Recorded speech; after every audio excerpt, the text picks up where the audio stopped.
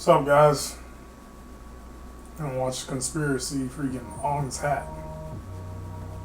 That chapter. This guy makes pretty good videos. I like Mike. And welcome. My name is Mike, and in this video, we have, dare I say it, a conspiracy on our hands. Kinda. It revolves around the mysterious town of Ongs Hat. Yeah, I heard this is like an ARG. In the forests of the Pine One of Barrens those of alternate reality games. and the paranormal and supernatural elements that surround the town. So, without further ado, let's investigate the mysterious town of Ongs Hat.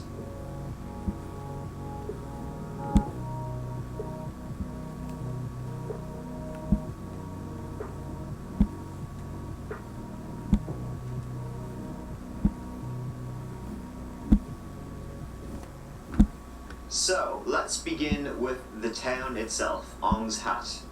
It now sits abandoned in the deep forests of New Jersey. Legend has it that during the early settlement days, Ong was a common name. When the town of Ongs Hat was first established there, in the town lived one of these Ongs. He was known for getting down and dirty with the local ladies, and supposedly he had a Real nice ladies, hat. man. There was really nothing to do back in the 1700s, so if you had like a nice hat, nice silk hat, you were hot stuff.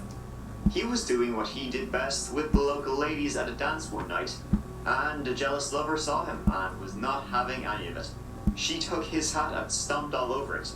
This pissed off Ong so much he threw his hat in the air, as you do. It caught on a tree branch and became I don't think marker anyone for the does town, that. thereafter known as Ong's Hat. Threw it in Anyway, a it tree. seems though that by the 1800s, the town it was long abandoned. Actually, speaking of hats, things are gonna get a little wild, so it's best to have a hat for myself going forward. You see, I don't know if it's the Blair Witch or the Jersey Devil or whatever that haunts the forgotten town of Ongs Hat, but since the earliest days of the internet, rumors have swirled telling of a strange conspiracy that leads to the long abandoned village. According to a pamphlet that began popping up in the late 80s, Ongs Hat, Gateway to the Dimensions, a full-color brochure for the Institute of Chaos Studies and Moorish Science Ashram. I mean, with a title like that, how could you not read it? According to this pamphlet, Ongs Hat was once home to secret experiments led by the Dobbs twins, a pair of Princeton scientists who'd been forced to build a secret lab out in the Pine Barrens after their work in chaos studies got them booted from the academy. I mean, chaos studies, that sounds badass, but who actually knows what it means? Nearby, the secret lab in Ongs Hat, where these two scientists were doing these dark experiments, a mystic scholar and carpet salesman named Wally Fard had established the Moorish Science Ashram. And over time, these scientists and spiritual seekers met and began to merge their pursuits, blending meditation, physics, and alchemy. According to the brochure, which included detailed technical descriptions of the scientific activities and day-to-day life at the ashram, so you know what you're getting into, the spiritual rhythms permeating the place proved ideal. Lovely stuff. Seems like there was a lot of interesting things going on in Ong's Hat. We haven't even started. The experiments grew increasingly bizarre, and perhaps they began to manipulate reality itself. Finally, It's after funny some 'cause, years, like, they produced a you thing know, called the It's egg. one of those ARGs where like you can't really say it's not possible. Yeah, it's probably not possible just because you know the time period and stuff. But like nowadays, like the technology that we have now, or even you know like 10 or 15 years from now, like that's something that's gonna be like totally possible. Who knows? You know, like all types of weird stuff is being found throughout history. Didn't they find like a Swiss watch in some Egyptian pyramid or something? I don't know if that was fake. I don't know if it was fake. Don't come at me with no bull crap. But I'm just saying that, you know, crazy stuff happens all the time. You know, you never know if time travelers and all that other stuff is real. It's probably out there. It probably is. You never to know. explore So- the cognitive. Prove to me 100% that I'm wrong. Prove to me 100% that someone from the future wasn't able to come back. Prove it to me. Just cause you say no one's ever seen it or anything like that. Like, I mean, yeah, it's possible no one's ever seen it. I mean, have you ever seen the air? I guess, you know, that's not a great, you know, response to that. But at the same time, you got to think to yourself like the technology that we have now. Nobody back in the day thought that this stuff was possible. You know, people back in the day thought this was witchcraft. You know, but now look, you know, you go back to like medieval times and show them a TV and actually show it to them working, they're gonna freaking say you're a witch and burn you, like saying you're somehow putting up illusions or some crap. That's literally what they're gonna say. But you know, nowadays everyone has a TV in their house. You know. Chaos. The egg was a kind of modified sensory deprivation chamber. They were hoping it would help them determine the point at which a wave becomes a particle. But during a test of the egg, with a young man inside of it, the whole thing just disappeared. 7 minutes later, it came back and the young man, who was still alive, told them what happened and where he went. He had dived down to the quantum level and followed a wave all the way into an alternate dimension. Some Ant-Man type stuff. Version of Earth. This other Earth was geologically similar to our own, thick with forests, but with no trace of human life whatsoever. Over the next few years, scientists moved their operation over to this alternate Earth, leaving behind only a secret laboratory, where the egg occasionally returns with its passengers to restock supplies. Hell yeah. This sounds right up my alley. I knew that would come in handy. However, things weren't as good as they seemed.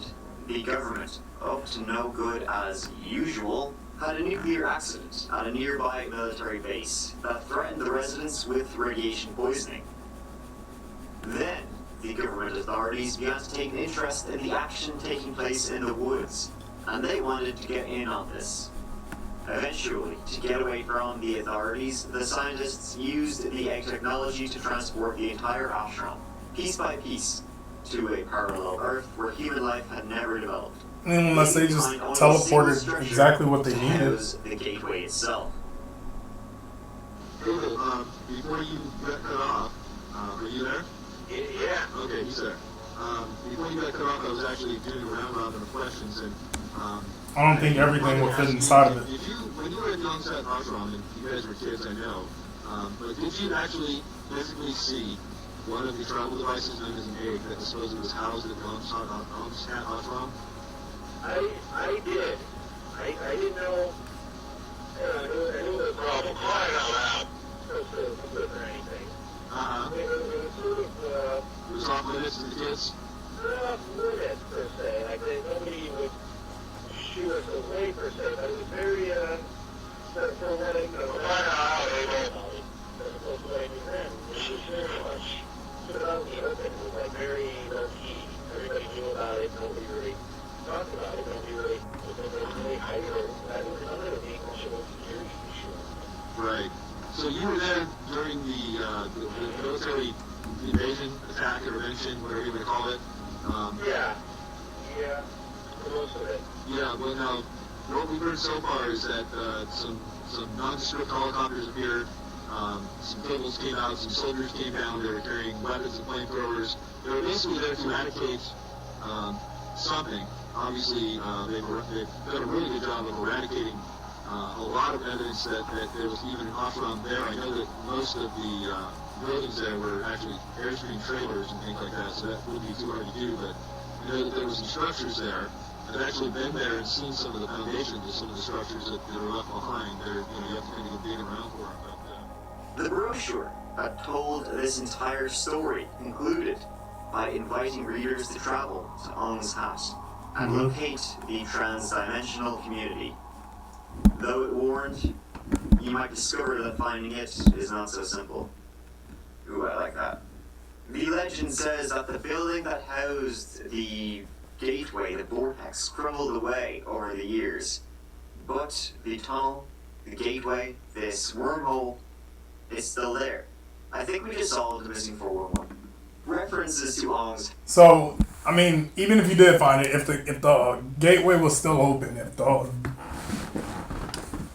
it was still open in any case, I mean, there'd be some type of gravitational pull or an anomaly in this area that would be still around that would let you know either you found it and you're going to be stuck in that time for a very long time, depending on how close you are to the actual hole, or two, you're going to be stuck there. You're never going to be able to come back, and you're just going to be stuck in this perpetual time zone. And either you find the actual source, which if you do, you're probably going to be ripped to shreds if you step into it, unless you have some type of machinery equipment that can actually withstand the gravitational force of pull that goes through it. But I'm not an expert on it. I'm not. I just watch a lot of Stargate. I'm real hyped up on it, and that show's my jam. I couldn't get with Atlantis too much. I think the original SG-1, not the original, but the SG-1 crew, I think they did it the best, I love them more than anything. But, yeah, I think they explained it the best, I mean, I don't know, this is a theory that seems kind of out there. But, I mean, I understand it's an ARG, don't come from my head or neck or anything, but at the same time, I mean, it's pretty interesting to think about what could actually happen in those circumstances under the right conditions. Have been posted in bits and pieces since the earliest days of the internet. Some details of the story were true. I mean, it's all true, you know what I mean, but more true. A weapons-grade plutonium spill in New Jersey was covered up for years. Jersey locals did describe military exercises in that area. A book by the name of the Incunabulla showed up around 1990, which seemed to provide a basis for a lot of Ongs hat information. The book was compiled by someone named Emery Branston, and it revealed a secret history of parallel universe exploration. The Incunabulla listed other publications, and that seemed to substantiate a lot of the more sciencey, difficult to wrap your head around bits. The Incunabulla then became the basis for the conspiracy of what happened at Ongs Hat. In the 1990s and early 2000s, folk looking into the legend online began to believe that just reading about Ongs Hat was starting to affect them. People reported strange dreams, unusual visual perceptions. Shit's getting pretty real. Hats on, folks. What was once stories told about a town deserted over 150 years ago now became urban legends and conspiracies about rogue scientists who moved into the deserted Ongs Hat, safe to practice their secret science deep in the Pine Barrens. Or did it? It didn't. You see, the entire conspiracy theory of Ongs Hat was a hoax. One of the earliest internet hoaxes, and it went too far. The Ongs Hat story, the Incunabulla catalog, and the rest, it was all manufactured by one Joseph Matheny, a tech developer, and his friends over. But I mean, it was pretty smart. I wonder if he actually made any money off of that. In the 80s, and backed up with fake documents, radio show appearances, and other escapades.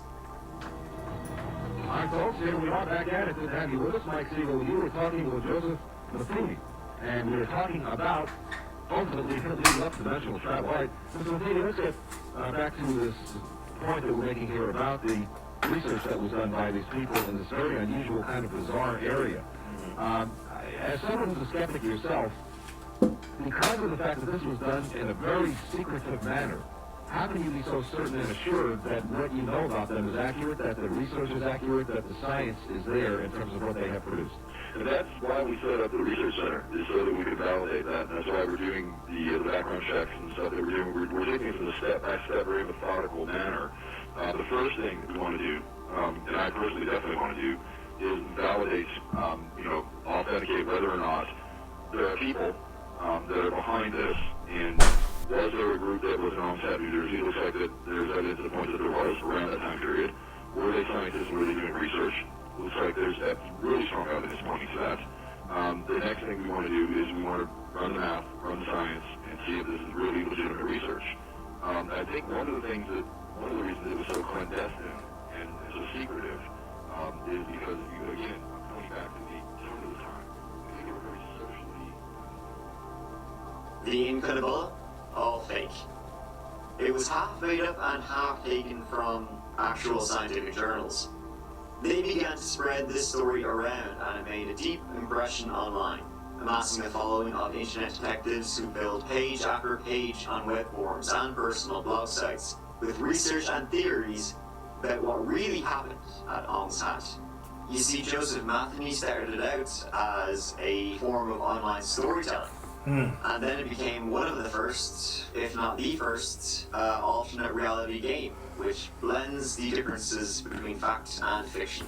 Which In the sucks early because days you of- know that like people that hear about this and actually believe in this stuff, actual conspiracists and things like that, like they're not gonna let this go.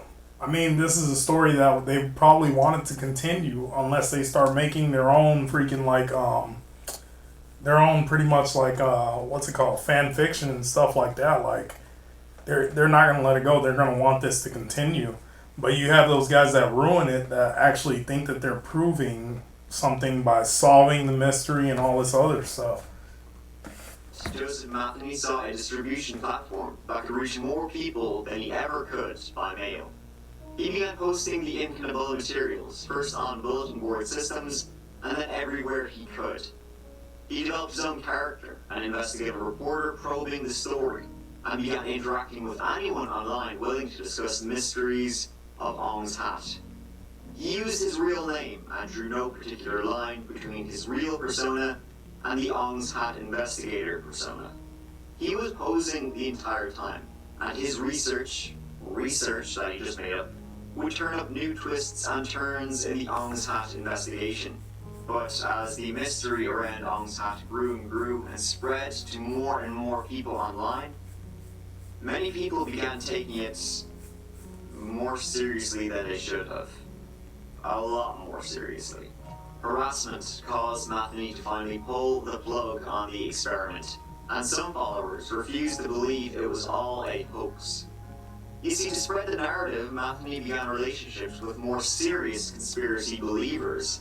He purposely made his Ongs hat investigation overlap with legends like the Montauk Project and Philadelphia Experiment, allowing the story to mutate, incorporating elements from other conspiracy theories and letting posters feel like their findings were leading to breakthroughs in a real, evolving investigation. In 1999, Matheny published Ongs Hat, The Beginning, an ebook collecting all the information he had essentially made up with his friends.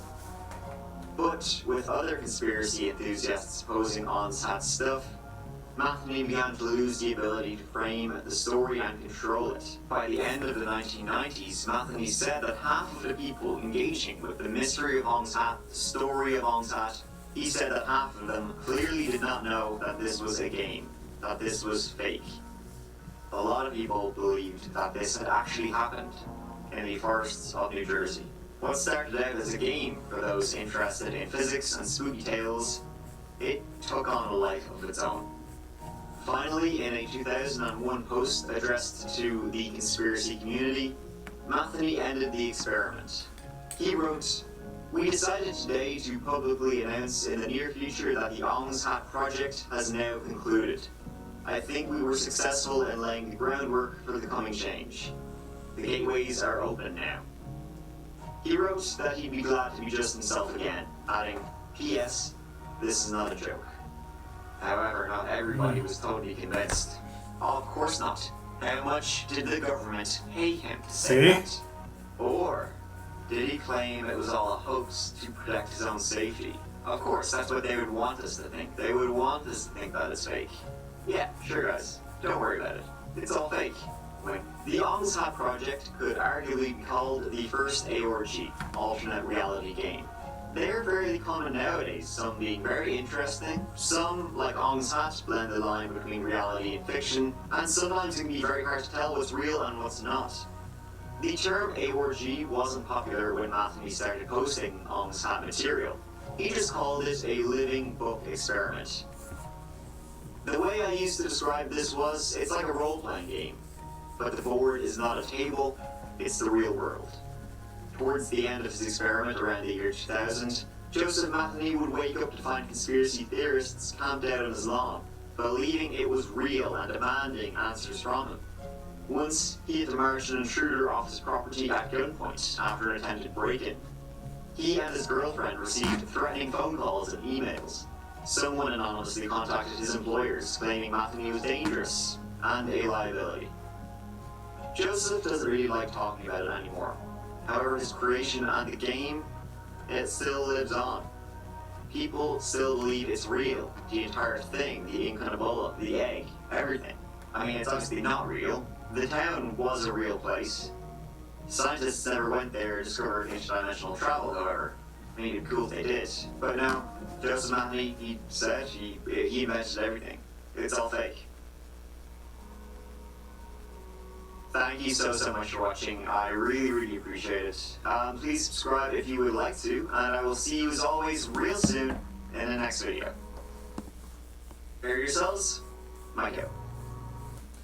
Like, that's the crazy part. Like, there's no telling the extent that some of these people were willing to go to just to expose this man and, like, say, like, have him say that it's an actual thing and that it's still ongoing.